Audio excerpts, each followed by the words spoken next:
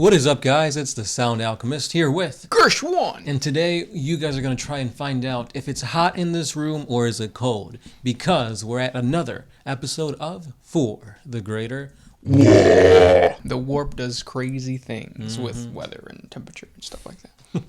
But anyway, tell them what it is and what it isn't. Oh, this is a video series where we answer the questions left by you, the viewers. If you have a question for us, please comment down below. Put a question in front of your question because we get to those questions first. And that is exactly what the homie Matt Howell has said and done.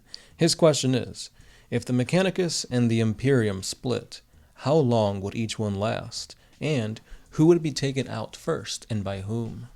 That's a really good question, just because their core worlds, their basically capitals, are right next to each other. So normally whenever you have two warring empires, the empire tries to get to the capital and destroy it before the other one, and whatever.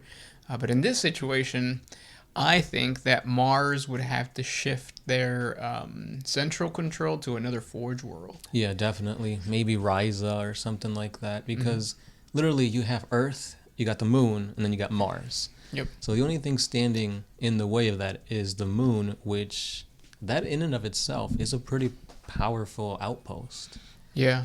And then Terra can't really do that. Like, you can't really just jump ship and say Macragge is now the new capital, or because the Emperor is on Terra. But what that does mean is whoever initiates the attack or initiates the assault, I think, is going to have the advantage. Right. Because if it's the Imperium, they can get rid of Mars, and Mars can try to recuperate. But if it's the Adeptus Mechanicus that strikes first, they're going to strike at Terra right away. Yeah. Now, the thing, too, to keep in mind is that both of them essentially have secret weapons. In Terra, you've got the Emperor's Psychic Might to kind of hold him off, as well as the Adeptus Custodes. But with the Mechanicus, Mars, you may have the Void Dragon underneath those red sands, if that theory is correct. And not just that, but you have a whole bunch of, like, Titans with your Forge to help take out whatever comes their way. Yep. So no matter what, it's going to be devastating and brutal, but I think it's going to be a quick battle between the two. Yeah, that's true.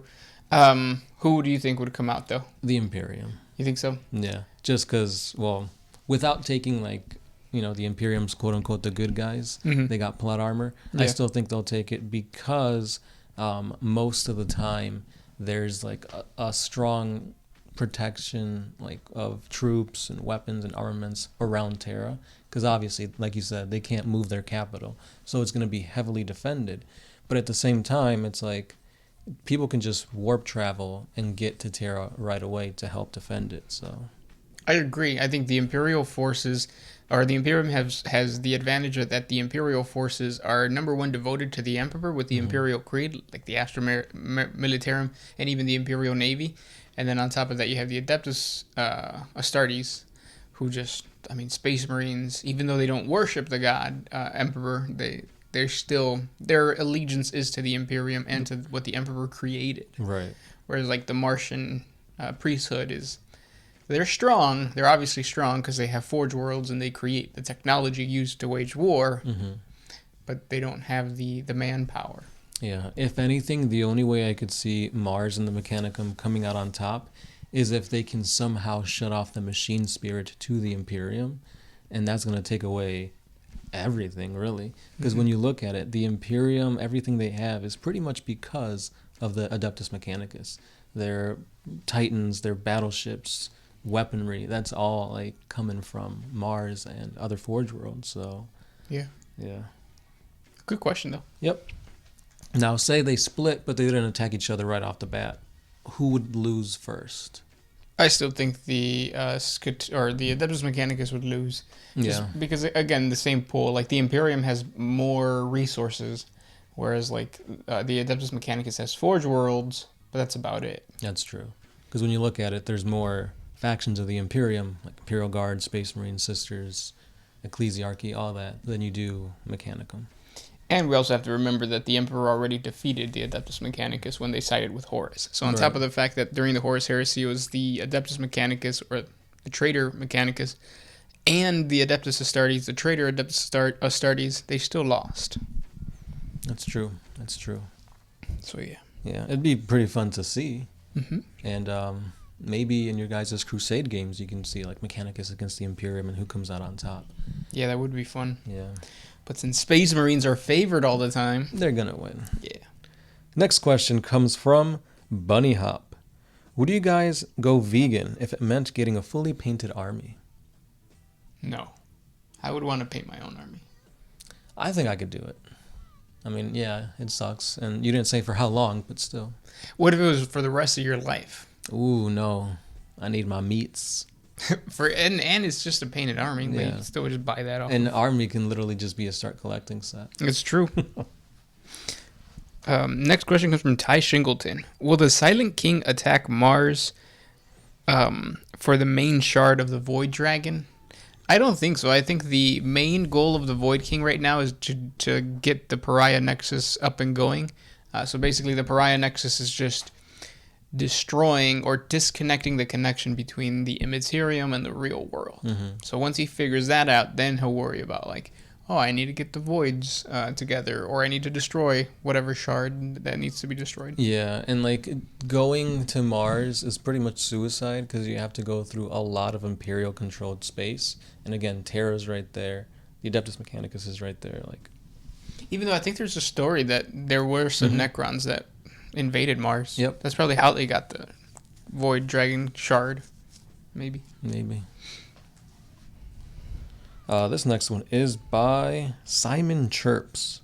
Did the Sound Alchemist make a pact with the Chaos Gods to make him sound that smooth? If so, which god? Asking for a friend.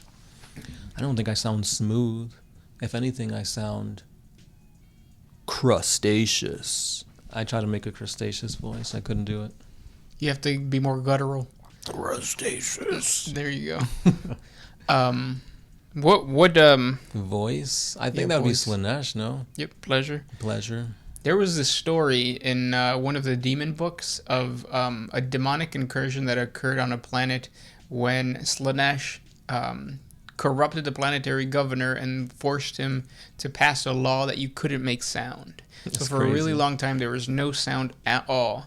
And then obviously noise marines show up and boom, like just destroy the eardrums of all these people that got used to the quietness. That might be the beginning of A Quiet Place. Yeah. With John Krasinski. Yep. I've seen that. That's a really good movie. It sucks that the second one got delayed because of COVID. But yeah. Did he direct that? I think so. Mm. Yeah. Well, I know for sure he directed the first one. I don't know about the second one. Mm. But yeah, that could be the start of it. Maybe those aliens are actually Slaanesh demons. Those are the ones that you don't really know what they look like, right? No, we see them towards the end. Or it's just like a cloud of, well, spoiler alert. Because wasn't there two with the same concept? One with like a bird box and then... Well, the bird box one, that's the one where we didn't see the aliens. Oh, okay. I think I'm mistaking it for that. Yeah, never mind that. Yeah, Sandra Bullock is not in that one. Mm. But it's the same concept, kind of. Except one you can't see, the other one you can't make noise. Yeah. It involves the senses. This one's by Timothy Armstrong. So I'm looking for a new army, and my friend wants to sell either a box of Plague Marines or a box of Khorne Berserkers. What should I buy? Only willing to sell me one. Plague Marines, because they're really durable. They're going to be slow, but I think... Like, we have a friend that that has a Plague Marine collection. I feel like if he played, it would ruin my fun. Because he would win that many times. Yeah, because this edition is all about taking and holding objectives, and Plague Marines are definitely durable. Yeah. The Death Guard army is slow but tough. Yep. And that's going to win games. However, if you want to play a fast-hitting but also glass cannon type army, go Khorne.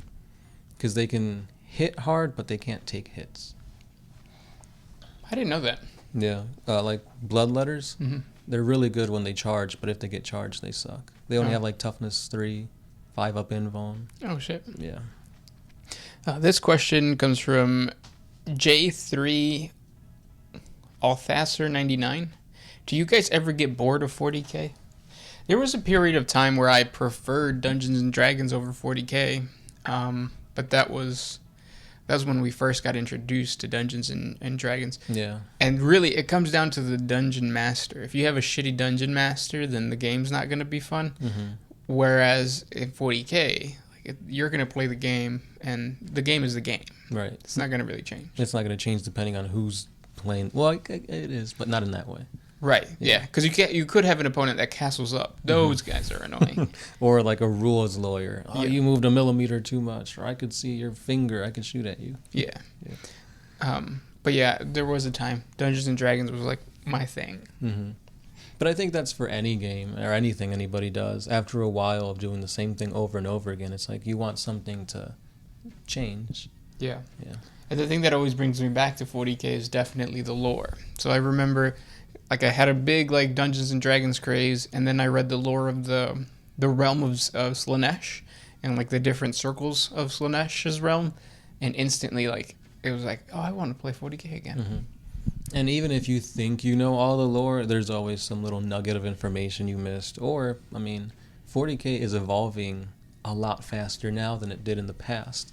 So give it a few months and you're going to see new rules, new codices drop, and new inklings of lore. Like, look at the Necrons. I never thought they were going to release the Void Dragon and the Silent King at the same time. Like, that's crazy. Yeah. And you go back to some of the lore, and then like you realize that you just misinterpreted what the lore was saying. Mm-hmm. And I see that a lot with the Brain Boys. I think if you read 5th edition Codex, the Brain Boys are spoken about as if they are a separate race. I don't think they are, but check out our 40 facts on the Brain Boys if you want to learn more about that. Mm-hmm. Mbop or Mboop.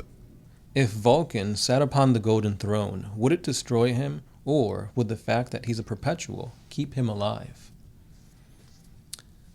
I think it'd be similar to the Emperor, because I mean he's a perpetual and he's still somewhat alive.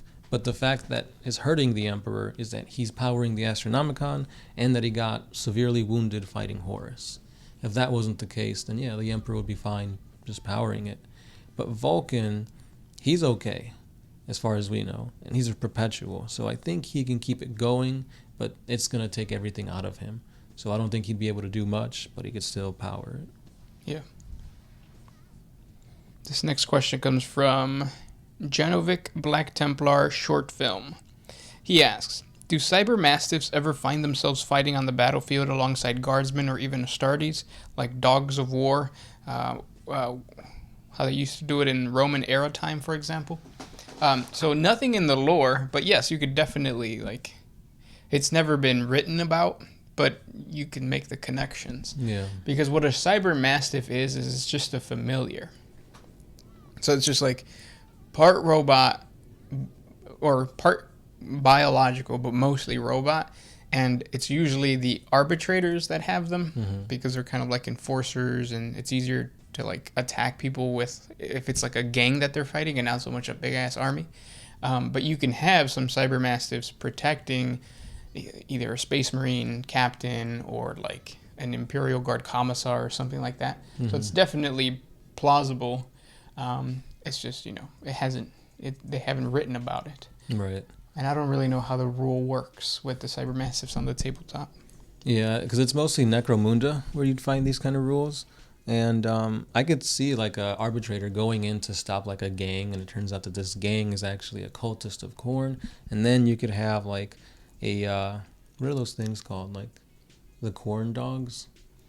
Oh, the bloodhounds? Yeah, you could have like one of those fighting against the cyber mastiff. Yeah, that would be kind of cool. And then the Space Marines show up for some reason. Yeah. But yeah. This one's by Heron Royer. If you're playing the Dark Angels, can you play as Loyalist and or Chaos as the Unforgiven? Like if you wanted to play the Chaos half of the time and then also had Dark Angels, would it be acceptable to proxy them as Chaos Marines because of their shady background? So it wouldn't be Battleforge because I don't even think you can ally, can you? Not that I'm aware of, no. But you could, if you do Unbound, yes, you could just mix all the different factions. Right, or you could just proxy them. Just say these are Chaos Marines that are Unforgiven of the Dark Angels. Yeah, but was he asking, like, can I use the rules of the Blood Angels, like, for this unit? Or Dark Angels. Dark Angels and for this unit, and then use, like... I think that's what he was asking, yeah. Because then you're using two codexes, and you do have to keep in mind that like they are not meant to work together, and you don't get the what are they called? But they might share keywords though. Would they? They might. Because I mean, they're still Dark Angels. They're just traitor. Check Battlescribe then. Yeah. If Battlescribe lets you do it, then probably. Without having to go unbound. Because you can go unbound, like we were saying. Right. Now, the thing about unbound, too, is that you don't get any command points, which might suck. But you can give your... usually it's like your warlord, a warlord trait that lets you get command points by rolling dice or something like that. So that's a way to circumvent not having command points. Yes. This next question comes from, it's just Chris. What happens to demon corpses in 40K? So there are two types of demon corpses. There are the ones that like you could consider them like legit demons, where they are made up of ethereal goo, and when they die, they just kind of dematerialize. Yeah. However, there are individuals who get possessed or who get corrupted, and they have material things like what are they called? The plague. The ones with the one eye. Plague bearers? Yeah, like a plague bearer. A plague bearer was something before it was a plague bearer. So that corrupted and mutated skull, if it gets killed, it's still going to exist in the material realm, which is why you see the trophies. And part of it will go away, but yeah. Yeah, that always confused me when I first started playing, because I'm like, why do these Grey Knights have like skulls of like blood letters and whatnot? It's like, shouldn't they just dematerialize and go back into the warp? Y luego, super Sally. We should go to Olive Garden. Hey, oh, it's closed. Damn. This one's by Seth Gouthie. What would happen if a psychic blank, like the kind in the Calexis Temple, looked out into the warp from a ship in transit? They can still see the warp. Yeah. It's not like it's clouded or anything. They just got that little anti-aura. Yeah, if anything, like demons would probably sense that and want to kill them in particular. This question comes from... Let me see what else. You got one? Yeah, this one's by Kyle Gardner.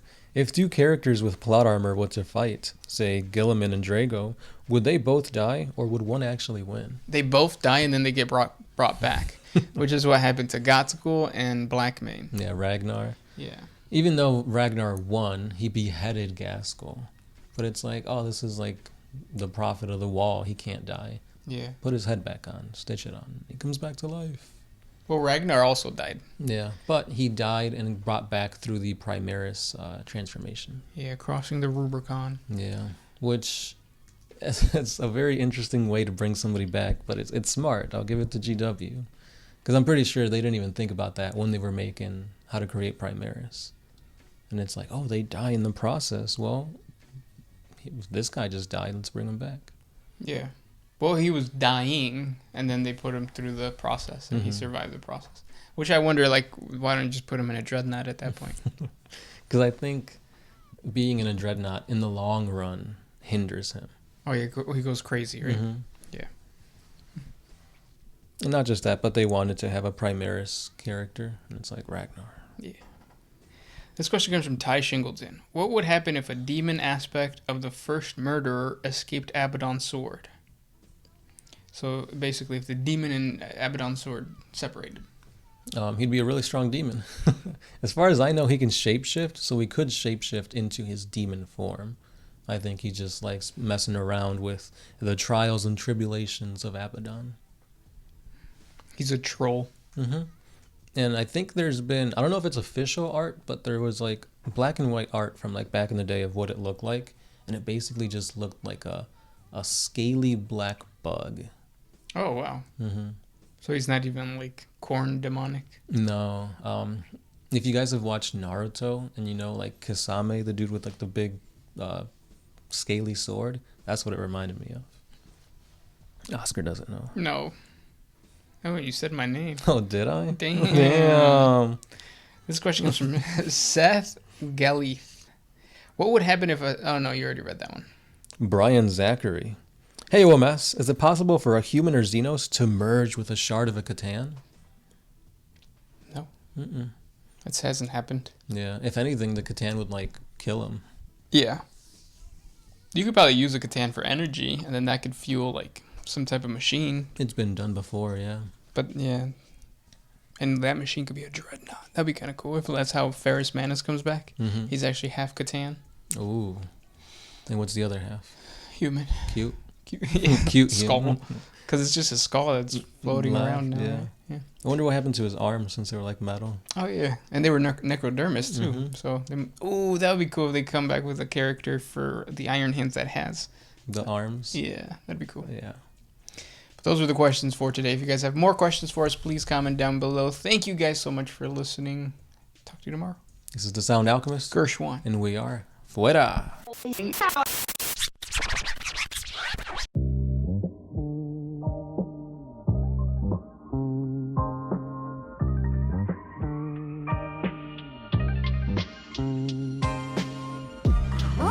used to put my freedom first in any situation.